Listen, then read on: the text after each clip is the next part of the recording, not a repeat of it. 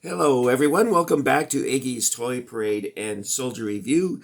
This is your host, Iggy, and today I'm bringing you Britain's Deetail figures of North American Plains Indians or indigenous peoples. And these figures were originally designed and created to replace Britain's Swappets line. Britain's discontinued that wonderful line of figures in, I believe, 1970. And my friend Doug, who has been a collector of Swappets since the 60s, had a newspaper route, and he went to Disneyland, the Tinkerbell toy shop in the castle at Disneyland in Anaheim, hoping to buy some Britain's Swappets with his newspaper money, only to find that they were gone. And that was his rude introduction to the Britain's Deetail line. Uh, Deetail's not really that bad of a face. It's just that Swappets were so good that anything that followed is going to be comparatively perhaps not as much fun. But anyway, I don't want to get too sidetracked there. These figures are copyrighted 1971. The figures that have the rectangle base, metal base, which I'll show you here, have a steel, unpainted steel look to them. They say Deetail made in England and 1971. Now, originally I thought, well, that must be the year they were manufactured, but I think that may be a copyright date, since all of them are marked 1971, including the ones made in China, which I'll show you here, have an oval elliptical base. And am I holding this the right way, guys? Made in China in 1971. And you can see it's not painted on the bottom. Now, my friend Doug was telling me how in Britain they used to hire women to assemble figures for them, like piecework. And that's when they were made in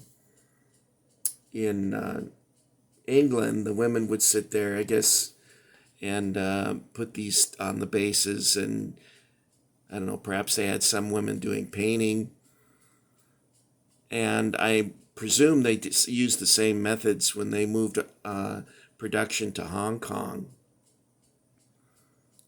Now, there's more poses available than what you see here.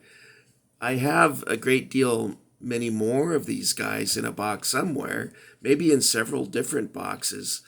When I discovered these, I was like, whoa, because they were mixed in with Matchbox and Airfix African campaign figures, World War II figures. So it kind of made me laugh when I saw these. When I was a boy, I didn't have a lot of cowboys and Indians, although I was a big fan of Westerns such as Shane and Gunfighter and High Noon. I liked Western series like Cheyenne and Wanted and Bat Masterson. I never was that much of a Bonanza fan, although I do recall watching Bonanza back in the day. And I, for some reason, never watched Gunsmoke. I liked a TV show called Branded, which some of you guys might remember. Anyway, I wish I could tell you more about Indian culture. I'm not very up on cultural anthropology. I took only one course in junior college, which was, what was that, 45 years ago, 48 years ago, something like that. So I won't be speaking to that. And I don't want to create a lengthy video by talking about the Indian Wars, because they're also quite complicated and I guess we first came into conflict with the Plains Indians in the 1850s. And it finally came to a conclusion at Wounded Knee, which was pretty lopsided battle, if it can be called that. All right, well, that's all I got for you guys. I thought you'd just have fun seeing some of these figures. And let me, having said that, let me show the figures to you. We have some mounted ones here. Like I said, I don't have all of them represented here. I have a great many more in storage, but I just wanted to show you these before I packed them up. I also found 4 cowboys. Where's the 4th? There he is. And they're made in England and in China.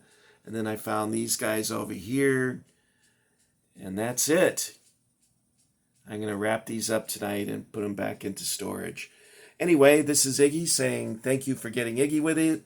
For those of you who have subscribed, thank you for joining the Iggy Army. And I hope all of you are doing well and take care of each other. Happy trails, guys. Thank you now. Bye.